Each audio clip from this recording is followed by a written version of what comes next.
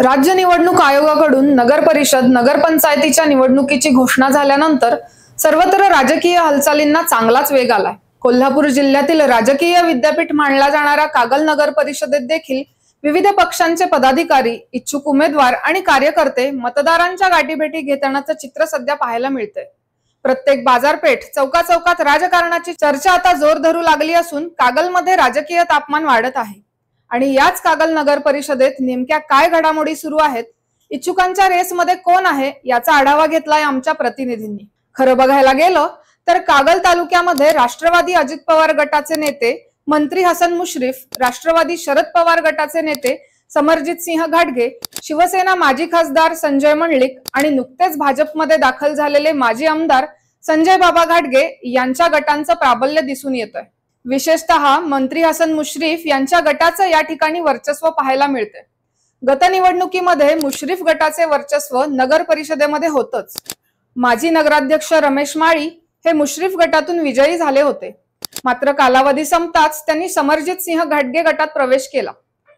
यावेळी कागल नगर परिषदेचे नगराध्यक्ष पद सर्वसाधारण महिला म्हणून आरक्षित झाले आहे। त्यामुळे स्थानिक नेत्यांनी आपल्या पत्नीला उमेदवारी मिळावी यासाठी जोरदार प्रयत्न करत असल्याचे चित्र सध्या या मतदारसंघामध्ये पाहायला मिळते। यामध्ये मंत्री हसन मुश्रीफ यांच्या गटातून अनेकांनी उमेदवारीसाठी दावा केला असून बॅनरबाजी आणि सोशल मीडियावरून अप्रत्यक्षरित्या प्रचार देखील सुरू केलाय। मातृभूमीवर उमेदवार देताना मंत्री मुश्रीफ यांचे राजकीय कौशल्य पणाला लागणार यात काही शंका नाही। मुश्रीफ गटातून कोल्हापूर जिल्हा बँकेचे संचालक आणि मंत्री मुश्रीफ यांचे निकटवर्तीय मानले जाणारे प्रताप उर्फ भैया माने यांच्या पत्नी सविता प्रताप माने या निवडणुकीच्या रिंगणात दिसण्याची शक्यता आहे। त्याचबरोबर माजी उपनगराध्यक्ष प्रवीण काळबर हे आपल्या पत्नी रुपाली प्रवीण काळबर यांना उमेदवारी मिळावी यासाठी प्रयत्न करत आहेत। त्याचबरोबर संगीता बाबासाहेब पाटील या देखील मुश्रीफ गटातून निवडणूक लढवण्यास इच्छुक आहेत। दुसरीकडे राजे समरजित सिंह घाटगे गटातून राजे विक्रमसिंह घाटगे बँकेचे संचालक दीपक मगर यांच्या पत्नी शीतल दीपक मगर या नगराध्यक्ष पदाच्या रेसमध्ये पाहायला मिळण्याची शक्यता आहे। त्याचबरोबर मंडलिक गटाने बॅनरबाजी करून हम तयार है या घोषवाक्यासह नगर परिषदेवर भगवा ध्वज फडकवण्यासाठी सज्ज असल्याचे दाखवून दिले आहे।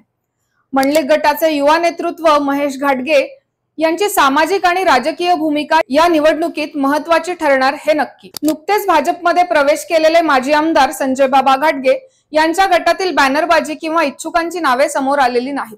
सध्या बदललेल्या राजकीय समीकरणावरून कागल नगर परिषदेसाठी शिवसेना शिंदे गट आणि राष्ट्रवादी शरद पवार गट एकत्र लढण्याची शक्यता असून दुसरीकडे राष्ट्रवादी अजित पवार गट आणि भाजप असे दुसरे समीकरण दिसू शकते। दरम्यान यंदाच्या निवडणुकीत माजी नगराध्यक्ष प्रवीण गाडेकर आणि श्रीनाथ उद्योग समूहाचे चंद्रकांत गवळी यांची भूमिका निर्णायक ठरणार आहे, कारण दोघांची लोकप्रियता शहरात लक्षणीय असल्यामुळे त्यांच्या निर्णयाकडे सर्वांचे लक्ष लागले आहे। एकूणच बघायला गेलं तर कागल नगर परिषदेची यावेळेची निवडणूक ही अत्यंत रंगतदार होणार असून पारंपरिक गटबाजी बरोबरच नव्या चेहऱ्यांना संधी मिळणार का हे पाहणं औत्सुक्याचं ठरणार आहे।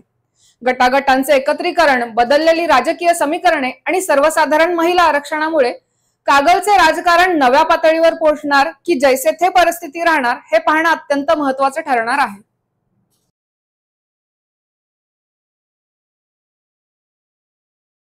डॉक्टरांनी ऍडमिट होण्याचा सल्ला दिलाय, पण स्पेशल रूम परवडत नाही।